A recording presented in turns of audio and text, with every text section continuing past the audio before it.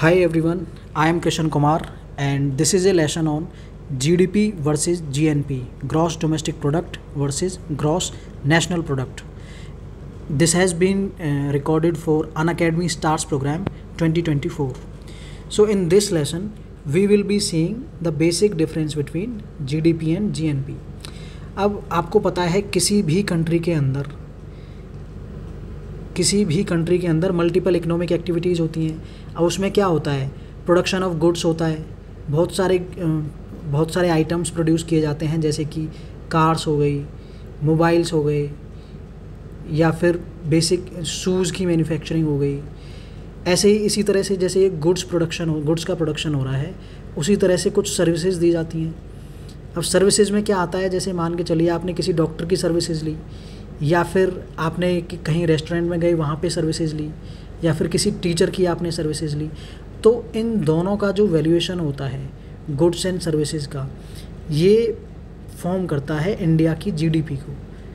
तो जीडीपी की पहले एक बार बेसिक डेफिनेशन देख लेते हैं। स्टार्टिंग में जीडीपी होता है आपका, it is the market value of all the final goods and services produced within the domestic या फिर economic territory of a country during a financial year by citizens and non citizens alike.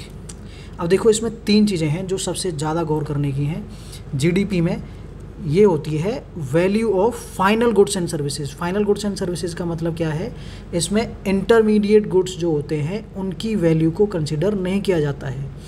Intermediate goods क्या होते हैं, which get transformed into some another product. अब जैसे आटा है, अब एक बिस्किट मैन्युफैक्चरिंग, अब जैसे बिस्किट के प्रोडक्शन के लिए आटा क्या हो गया, इंटरमीडिएट गुड हो गया, तो यहाँ पे इसकी वैल्यू को कंसिडर नहीं किया जाएगा जीडीपी में। ठीक है, पहली चीज़ हो गई ये। सेकंड चीज़ क्या होती है, जो ये प्रोडक्शन हो रहा है that should be with in the domestic territory of a country. अब डोमेस्टिक में मैंने बीच में यहाँ पे एक इसको और भी लिखा है इकोनॉमिक टेरिटरी। इसका मतलब क्या है, अब डोमेस्टिक टेरिटरी तो हमें पता है कोई भी पॉलिटिकल बाउंड्री हो गई किसी भी कंट्री की, ठीक है, वो उसको फॉर्म करती है। लेकिन कई एक्टिविटीज़ ऐसी होती हैं जो इस फ्रेमवर्क में फिट नहीं बैठती हैं, तो उनको समझने के लिए हमने दिया है दूसरा नाम, जिसका नाम होता है economic territory of a country. तो इकोनॉमिक टेरिटरी क्या होती है, ये इंक्लूड करता है सर आपका, इकोनॉमिक टेरिटरी में होता है आपके, अब जैसे मान के चलिए कोई एयरक्राफ्ट है, कोई एरोप्लेन है जो ऑपरेट करता है between India and let's say Singapore. अब इन दोनों के बीच में जब कोई एयरक्राफ्ट ऑपरेट कर रहा है तो वहाँ पे कुछ जनरेशन हो रहा है ना इनकम का, इन फॉर्म ऑफ फेयर।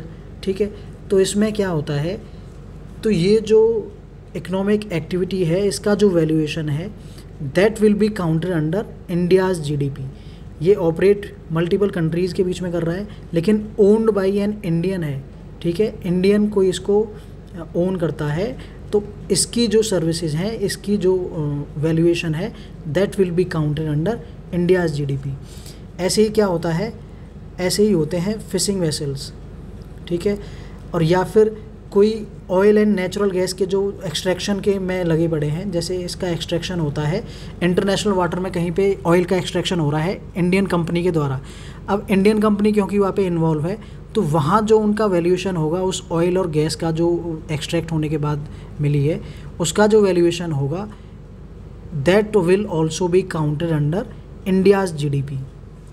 ऐसे ही क्या होता है, मिलिट्री एस्टेब्लिशमेंट्स। अब देखा होगा आपने मालदीव्स में जैसे हमारी मिलिट्री की एस्टेब्लिशमेंट थी, तो वहाँ पे जितने भी मिलिट्री के खर्चे हैं या फिर और कोई इकोनॉमिक एक्टिविटी मिलिट्री हमारी वहाँ पे कर रही है, so those economic activities are also considered under India's GDP despite their presence in Maldives. ठीक है, इस तरह से ही क्या होता है, एम्बेसीज और कंसुलेट्स होते हैं।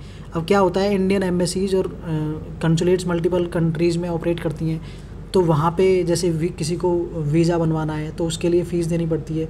तो यहाँ पे जो है जनरेशन ऑफ इकोनॉमिक एक्टिविटी है that is also counted under India's GDP. तो इसलिए इसको समझना ज़रूरी है कि ये जो इकोनॉमिक टेरिटरी है that goes beyond domestic territory.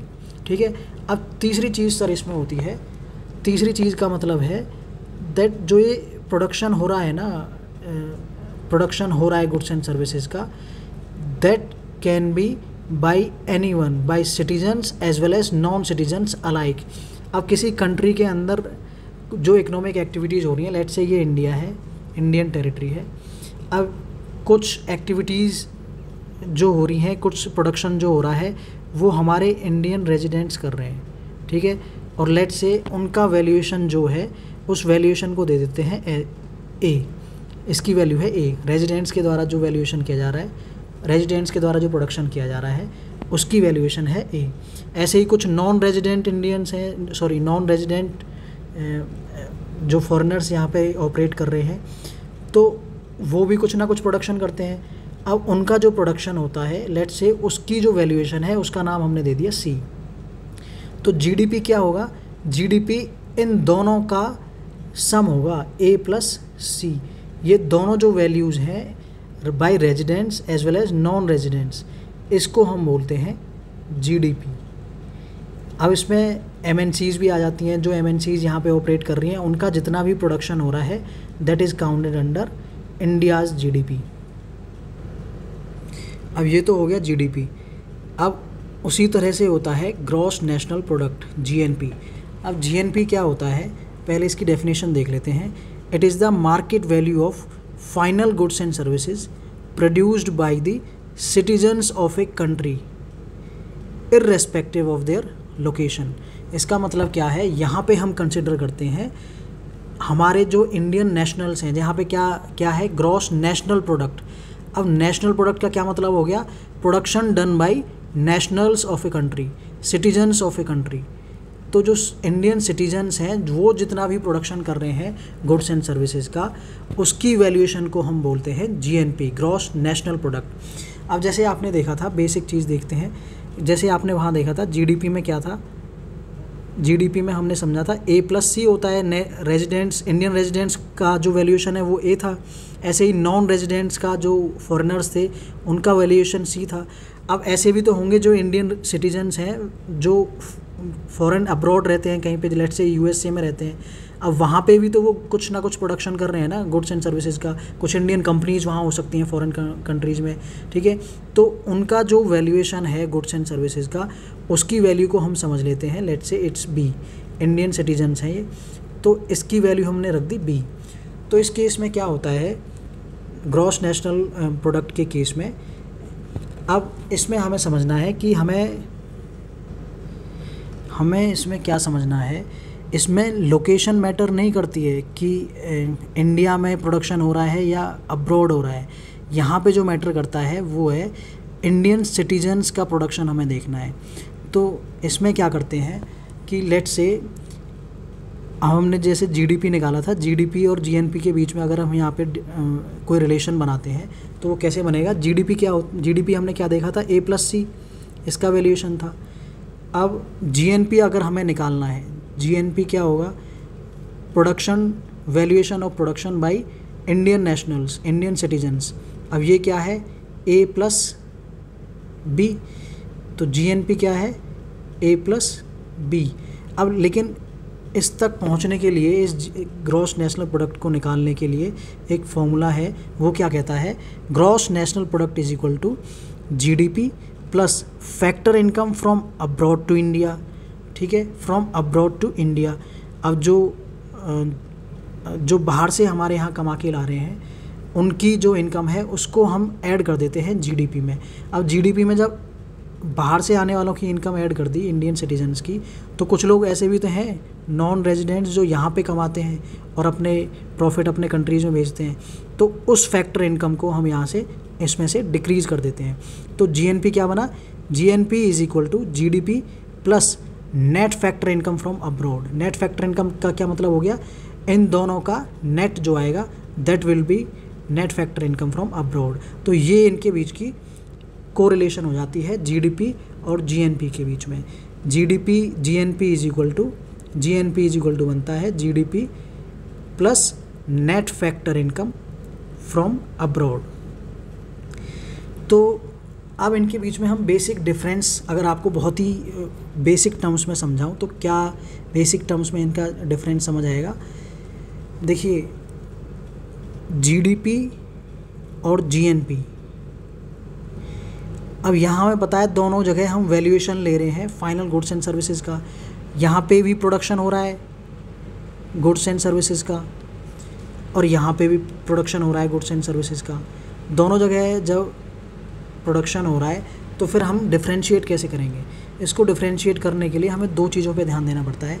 जब हम बात करते हैं जीडीपी की, तो हमारा यहाँ पे मेन कंसर्न होता है where is the production taking place. यहाँ पे मतलब कहाँ पे प्रोडक्शन हो रहा है, कहाँ पे कोई भी सामान प्रोड्यूस हो रहा है।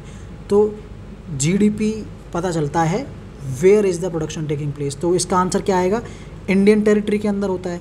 तो जब इंडियन टेरिटरी की बात आएगी तो यहाँ पे आपको जवाब मिलेगा जीडीपी। उसी तरह से होता है ग्रॉस नेशनल प्रोडक्ट।